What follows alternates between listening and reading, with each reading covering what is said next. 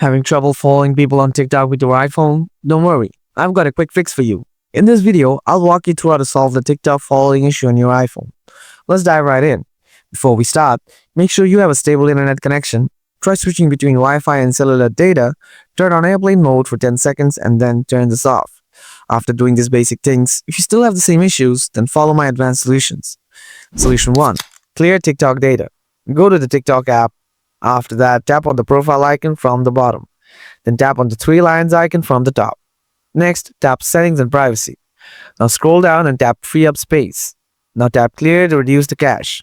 After that, go back to Home and force close the TikTok app from the recent tab. Solution 2. Offload TikTok app.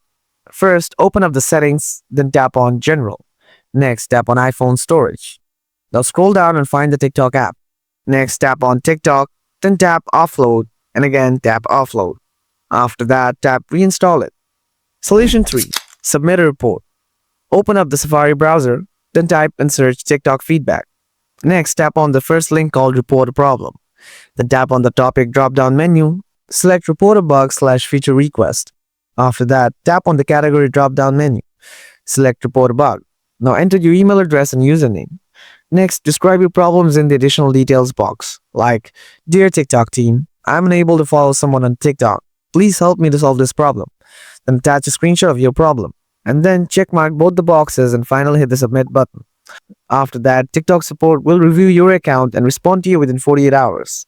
And that's it. Now you know how to fix the TikTok following issue on your iPhone.